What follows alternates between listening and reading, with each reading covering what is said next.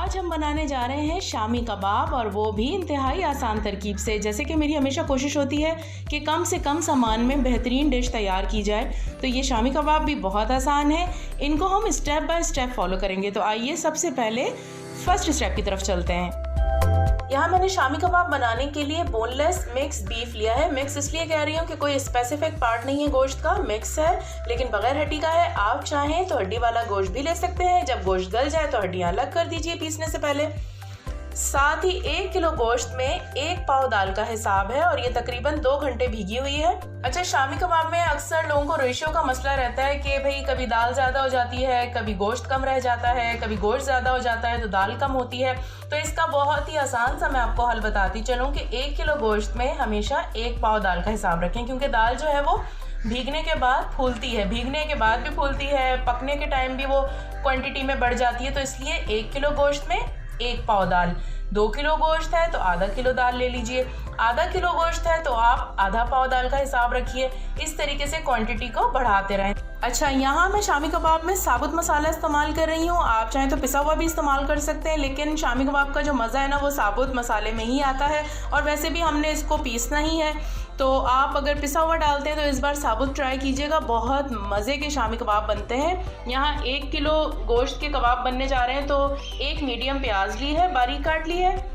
1 दरमियाने size का अदरक का टुकड़ा ले लिया और उसे गोल गोल काटा है। आप देखिए, ये गोल गोल काटने की वजह ये है कि लंबाई में अगर काटेंगे ना तो अदरक में होता है रेशा, वो पकने के बाद भी नहीं गलता, और इस तरह से काटने से क्या होता है कि रेशे वाला मसला हल हो जाता है। पिसाई के बाद बिल्कुल पता नहीं चलता है कि इसमें अदरक भी डाली हुई है। और यहाँ पर है 15 से 20 साबुत लाल मिर्च, आप अपने हिसाब से कम या ज़्यादा कर लीजिए। नमक हस्बे ज़रूरत। काली मिर्च ले लीजिए 1 टेबल स्पून। लहसुन का एक पूरा जो होता है ना फूल, जिसे लहसुन की पोती भी कहते हैं, एक साबुत लहसुन, उसमें तकरीबन 10-12 के करीब जवे होते हैं, वो काट लीजिए साबुत। और 1 खाने का चम्मच सफ़ेद ज़ीरा। तो आइए कुकिंग की जानिब चलते हैं। तो आइए यहाँ पर फर्स्ट स्टेप की हम तैयारी कर रहे हैं, और चूल्हा ऑन करके इसमें पानी डाल देते हैं। बड़े का गोश्त है, गलने में टाइम लेगा, और वैसे भी शामी कबाब का गोश्त थोड़ा सा ज़्यादा गलाया जाता है, तो जी भर के पानी डाल दीजिए। 1 जग पानी शामिल किया मैंने। वीडियो को मुकम्मल देखिएगा, क्योंकि अभी आपको ऐसा लग रहा होगा कि इसमें तो फला चीज़ नहीं है, इसमें तो ये नहीं डाला, ये जायका कैसे आएगा, ये कैसे शामी कबाब है। तो आपके इन तमाम सवालों के जवाब आपको मुकम्मल वीडियो देखने के बाद मिल जाएंगे। पानी तकरीबन गर्म हो चुका है, आइए इसमें गोश्त शामिल कर देते हैं। फ्रीज़र का निकला हुआ गोश्त है, इसलिए थोड़ा सा पानी है नीचे। ये मेरी आदत है, मैं हमेशा गोश्त जब आता है ना उसी वक्त वॉश करके उसका सारा पानी निकाल के और फिर पैकेट्स बना के फ्रीज़र में रखती हूँ। तो ये साफ़ किया हुआ गोश्त है, और साथ ही हम इसमें शामिल कर देंगे ये सारा मसाला।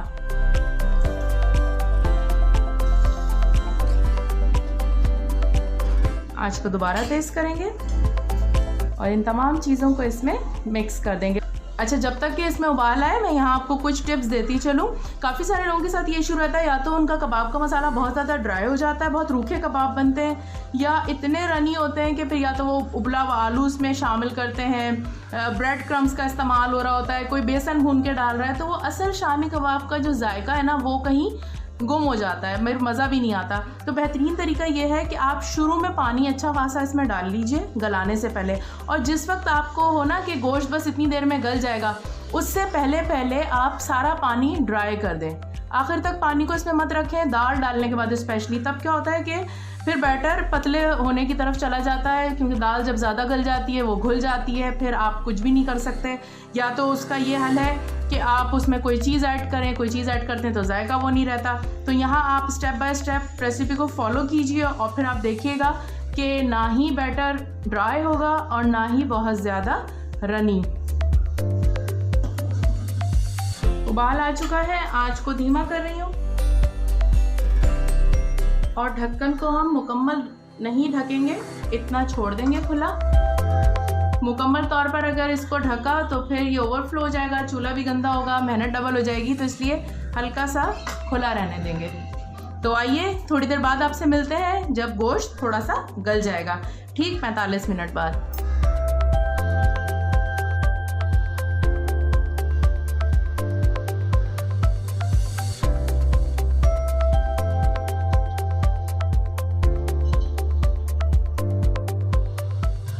मिनट हो चुके हैं, लेकिन अभी मैं 15-20 मिनट मज़ीद इसको गलाऊंगी क्योंकि थोड़ी सी इसमें कसर बाकी है।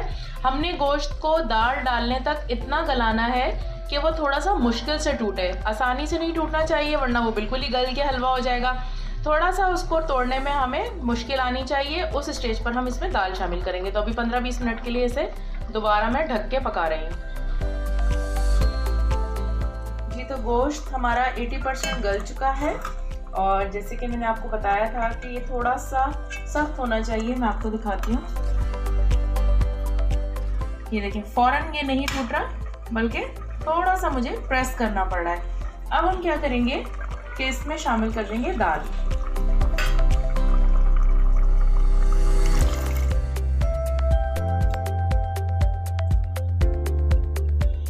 ओके, दाल डाल दी है हमने इसके अंदर। पानी देखिए बिल्कुल मुनासिब है, ज़्यादा नहीं है और ये इसी पानी में गल जाएगी।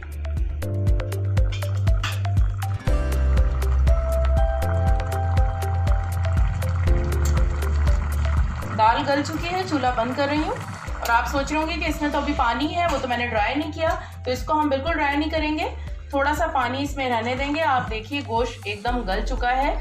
अभी जब हम इसको रूम टेम्परेचर पर ठंडा करेंगे ना पीसने के लिए, तो ये जितना भी पानी नजर आ रहा है ये सारा का सारा ड्राई हो जाएगा। तो जब भी आप चूल्हा बंद करें तो थोड़ा सा पानी उसमें रहने दीजिए। ये आप देखें कितनी ज़बरदस्त इसकी शक्ल हो चुकी है। तो यहाँ हम करेंगे पिसाई, थोड़ा थोड़ा सा लेती हूँ क्योंकि ये छोटा है तो पिसाई मुश्किल से होती है। तो आइए शुरू करते हैं।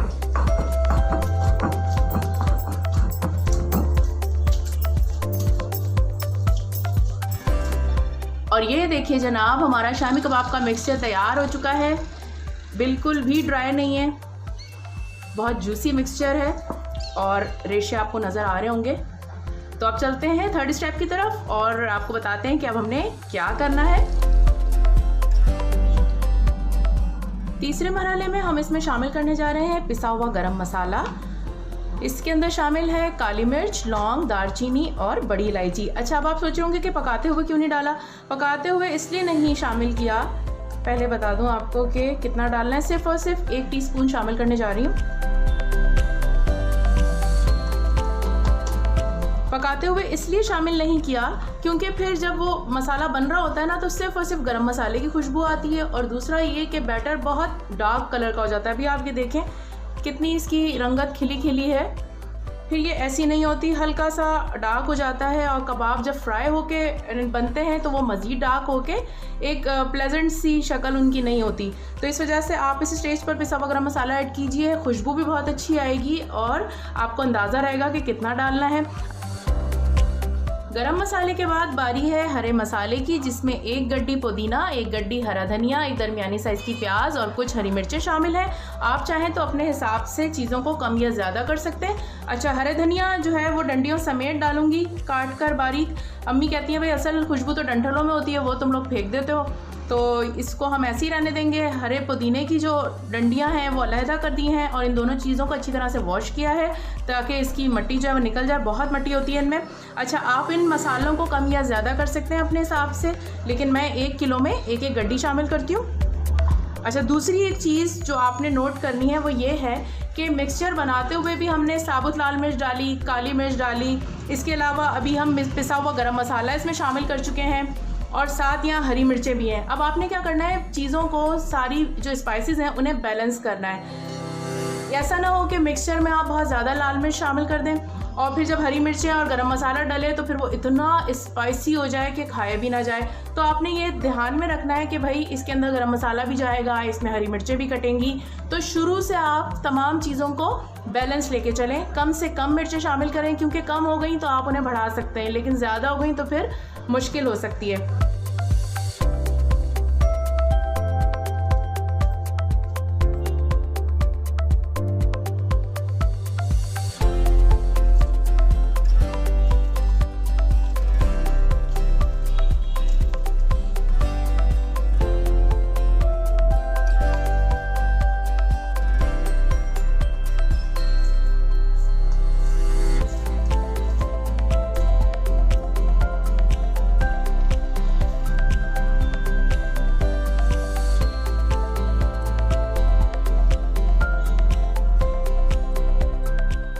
मसाला शामिल हो चुका है। अब हम इसमें ऐड करेंगे अंडे, और 1 किलो गोश्त के मिक्सचर में 2 अंडे काफ़ी रहते हैं। अंडों से एक तो बाइंडिंग बहुत अच्छी होती है और दूसरे बहुत क्रिस्पी कबाब फ्राई होते हैं।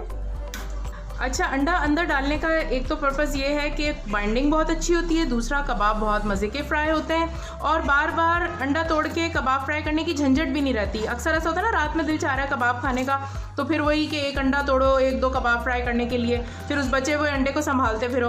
तो आप अंदर डाल दीजिए। मैं बहुत बहुत कम, कभी शाज़ो नादिर ही ऐसा होता है कि अंडे लगाकर कबाब फ्राई करूं, अदरवाइज़ बग़ैर अंडे के ही बहुत अच्छे कबाब फ्राई होते हैं। बस अंदर एक बार ही शामिल कर दीजिए, 2 या 3 जितने आपके दिल चाहे।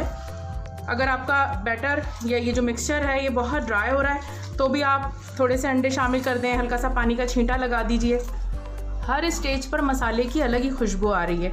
जब पक रहा था तब अलग आ रही थी, पिस के चुका तब अलग आई, गरम मसाला हरा मसाला शामिल किया उसके बाद अलग किस्म की आ रही है। तो ये सारी स्पाइसेस जो हम स्टेप बाय स्टेप शामिल करते जाते हैं ना, वो फ्लेवर को और जो खुशबू होती है खाने की उसको इन्हेंस करती हैं। तो यहाँ मिक्सचर बहुत अच्छी तरह मिक्स हो गया है। अब हम बनाएंगे कबाब की टिकिया, और टिकिया बनाने का बहुत आसान तरीका मैं आपको बताने जा रही हूँ। तो आइए चलें अगले स्टेप की तरफ चलते हैं।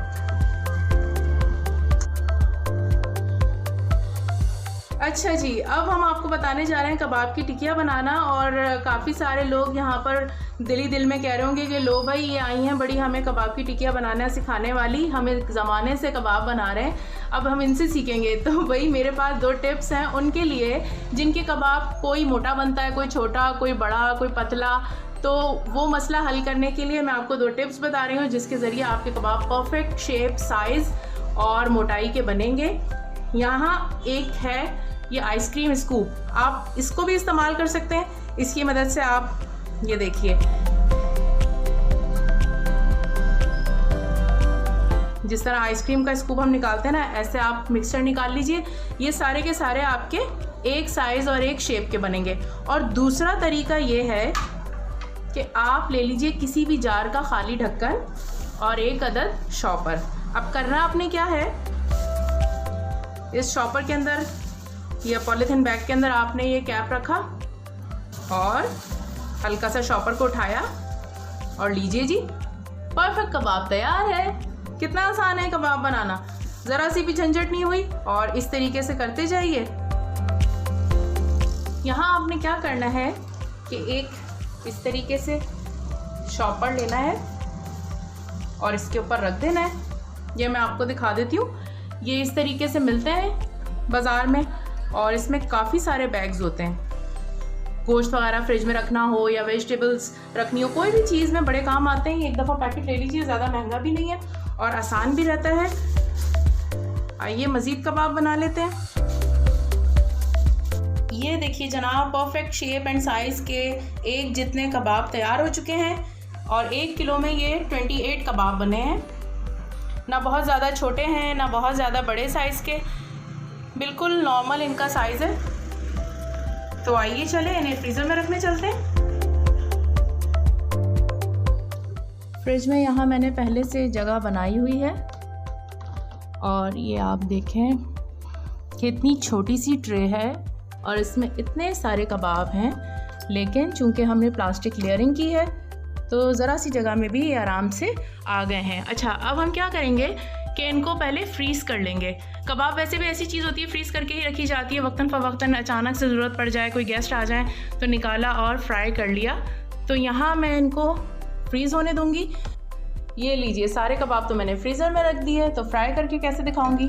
तो यहाँ जो ये ऊपर 4 रखे हुए थे इन्हीं को निकाल लेते हैं फ्राई के लिए। अच्छा, फ्रीज़ किए हुए कबाब अक्सर लोगों को शिकायत होती है कि हमारे ठीक से फ्राई नहीं होते और टूट जाते हैं या कोई भी मसला होता है। फ्रीज़र वाले कबाबों को फ्राई करने का बेहतरीन तरीका ये है कि आप उन्हें पिघलाएं नहीं और डायरेक्ट फ्राई करने रख दें। चलिए मैंने निकाल लिए।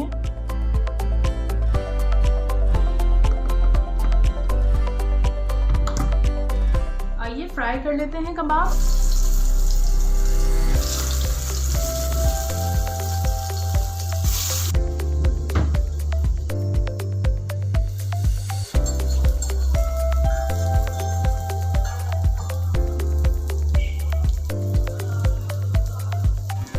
अब प्लेट में निकाल लेते हैं।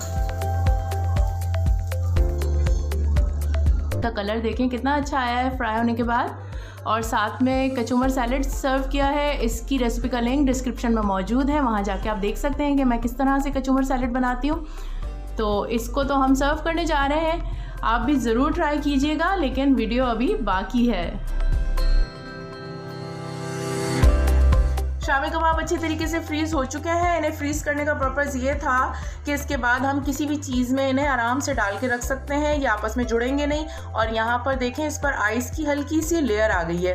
तो इस लेयर से मज़ीद बचने के लिए कि इसका जायका भी अच्छा रहे काफ़ी दिन तक, अगर महीने भर तक के लिए बनाए हैं, तो दो तरीके हैं। या तो इस तरह का कोई स्पेयर बॉक्स ले लीजिए, एयर टाइट बॉक्स, इसमें करके रख लें। और मज़ीद अगर जगह आपने बचानी हो फ्रिज में, तो ये वाले बैग्स आते हैं, ये जिप लॉक बैग्स हैं, इजीली अवेलेबल होते हैं। ये मैंने सबसे बड़ा साइज़ लिया है। इसमें करके ये मैं आपको दिखाऊं, इसमें हम ये अपने तमाम कबाब्स रख लेंगे। ये अभी छोटा लग रहा होगा, लेकिन आप देखिएगा इसके अंदर ये 24 कबाब पूरे के पूरे आ जाएंगे।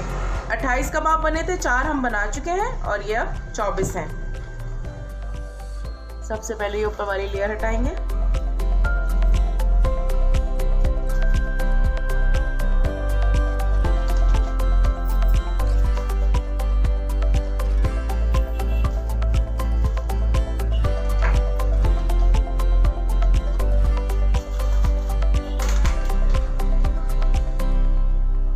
और ये सारे कबाब इसमें इजीली आ चुके हैं। तो मैं रखने जा रही हूँ इनको वापस से फ्रीज़र में, क्योंकि ये बहुत ठंडे हो रहे हैं और पकड़े नहीं जा रहे।